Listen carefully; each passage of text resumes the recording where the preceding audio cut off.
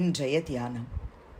உங்களில் நற்கிரியையை தொடங்கினவர் அதை இயேசு கிறிஸ்துவின் நாள் பரியந்தம் முடிய நடத்தி வருவார் என்று நம்பி நான் உங்களை நினைக்கிற பொழுதெல்லாம் என் தேவனை ஸ்தோத்தரிக்கிறேன். பிலிப்பியர் 1:5-6.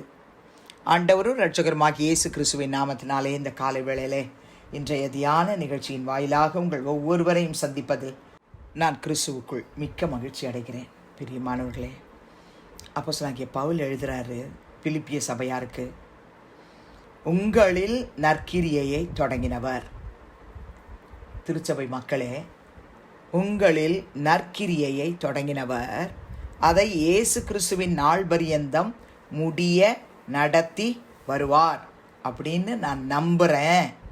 நான் உங்களை நினைக்கிற பொழுதெல்லாம், பிலிப்பிய சபை மக்களே, உங்களை நினைக்கிற பொழுதெல்லாம் என் தேவனை நான் ஸ்தோத்தரிக்கிறேன் அப்படின்னு எழுதுகிறார்.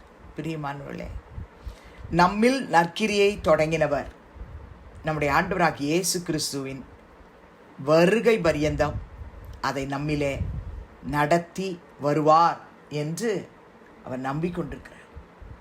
என் மகள், என் மகன் ரட்சிக்கப்பட்ட நாளிலிருந்து இந்நாள் வரைக்கும் நான் அவங்களுக்குள்ள துவங்கின காரியத்தை, நற்கிரியையை அவங்க நடத்தி முடிப்பாங்க அப்படின்னு ஒரு நம்பிக்கையோடு காத்திருக்கிறார்.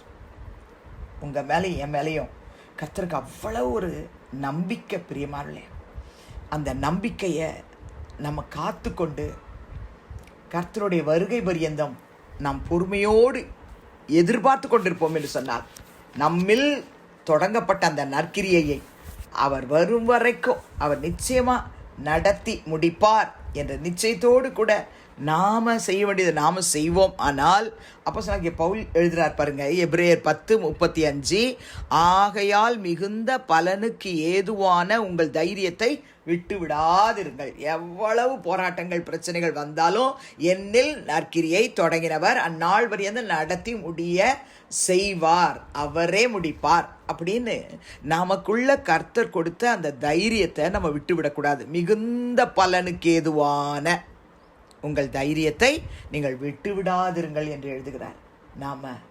நமக்குள்ள கர்த்தர் துவங்கின அந்த ரட்சிப்பு, பரிசுத்தாவின் அபிஷேகம், இன்னும் கர்த்தருக்கு வாழ்கிற கனி நிறைந்த வாழ்க்கை, கர்த்தருக்காக ஊழியம் செய்கிற வாழ்க்கை, நம்மால் இயன்ற நற்கிரியைகளை செய்யும்படிக்கு நம்மிலே அவர் துவங்கின எல்லாவற்றையும் ஆண்டவரே நீங்கள் நடத்தி முடிக்க வல்லவர்னு சொல்லி நம்ம அவருக்கு நன்றி சொல்லி காத்து கொண்டிருக்கணும். பிரியமானவர்களே, அப்போஸ்தலனாகிய பவுல் பிலிப்பியர் 2:13 அதை தான் எழுதுகிறார். தேவனே தம்முடைய தயவுள்ள சித்தத்தின்படி விருப்பத்தையும் செய்கையையும் உங்களில் உண்டாக்குகிறவராயிருக்கிறார். அவர் தான் விருப்பத்தை உண்டாக்குகிறவரும் அவர் தான், செய்கையையும் உண்டாக்குகிறவர் அவர் தான். அப்போது அவர் தான், தேவனாகிய கர்த்தர் தான் தம்முடைய தயவுள்ள சித்தத்தின்படி எனக்குள்ள உங்களுக்குள்ள விருப்பத்தையும் செய்கையையும் உண்டாக்குகிறவராய் இருக்கிறார். நீங்கள் ரட்சிக்கப்பட்ட நாள்லேருந்து இந்நாள் வரைக்கும் உங்களுக்குள்ள தேவனுடைய சித்தத்தை விருப்பமாக உண்டாக்கி இருக்கிறார். நீங்கள் ரட்சிக்கப்பட்டிருக்கீங்க, உங்கள் குடும்பத்தில் உள்ளவங்க ரட்சிக்கப்படணும், அதுக்காக ஜெபிக்கணும். உங்கள் பகுதியில் உள்ள மக்கள், உங்களை சுற்றிலும் இருக்கிற மக்கள், நீங்கள் வேலை செய்கிற இடத்தில் உள்ளவர்கள், உங்களோடு பழகுகிறவர்கள், உறவு முறையார் மாத்திரமல்ல, எல்லா மக்களும் உங்கள் மூலமாக அவங்களும் ரட்சிக்கப்படணும். அதுக்காக தான் உங்களில் கர்த்தர் அந்த ஜெபாவியை கொடுத்திருக்கிறார், பரிசுத்தாவின் அபிஷேகத்தை கொடுத்திருக்கிறார்.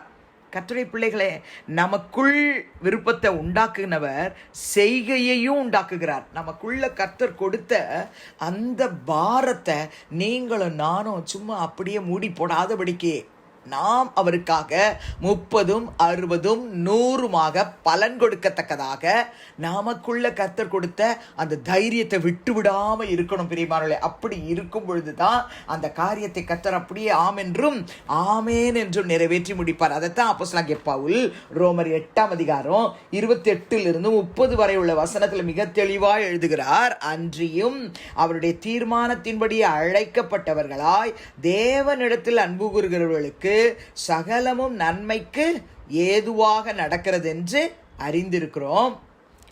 தம்முடைய குமாரன் அநேக சகோதரருக்குள்ளே முதற் பேரானவராய் இருக்கும் பொருட்டு தேவன் எவர்களை முன்னறிந்தாரோ அவர்களை தமது குமாரனுடைய சாயலுக்கு ஒப்பாய் இருப்பதற்கு முன்குறித்திருக்கிறார்.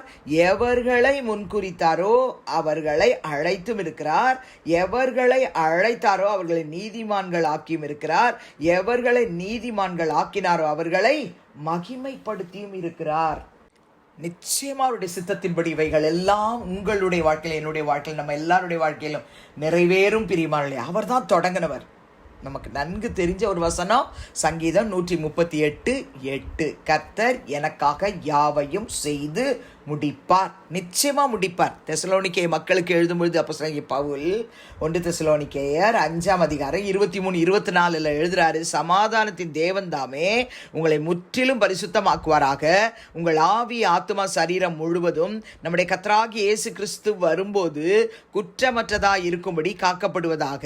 உங்களை அழைக்கிறவர் உண்மையுள்ளவர், அவர் அப்படியே செய்வார் என்று எழுதியிருக்கிறார். உண்மையாகவே நமக்குள் தொடங்கப்பட்ட நற்கிரியைகளை அவர் செய்து முடிப்பார். ஜெபிக்கலாமா? பரலோக பிதாவே, இயேசுவின் நாமத்தினுடைய சமூகத்துக்கு நாங்கள் வருகிறோம். பிலிப்பியர் 1:5-6 வசனங்களின்படி எங்களில் நற்கிரியையை தொடங்கினவர் அதை இயேசு கிறிஸ்துவின் நாள் பரியந்த முடிய நடத்தி வருவார் என்று நம்பி நாங்களும் பிதாவே குமாரனாகிய இயேசு கிறிஸ்துவின் மூலமாய் உம்மை ஸ்தோத்தரிக்கிறோம். பரிசுத்தமுள்ள ஆவியானவரே, எங்களில் துவங்கினதான அந்த நற்கிரியையை பிதாவினுடைய சித்தத்தின்படி குமாரனாகிய இயேசு கிறிஸ்துவின் மகிமைக்காக நாங்கள் செய்து முடிக்கவும் எங்களுக்குள் விருப்பத்தையும் செய்கையையும் உண்டாக்குகிற கர்த்தர் எல்லாவற்றையும் செய்து முடிக்க போகிறதுக்காய் ஸ்தோத்திரம். தடைகளை நசரேயனாகிய இயேசுவின் நாமத்தில் நாங்கள் கடிந்து அப்புறப்படுத்துகிறோம்.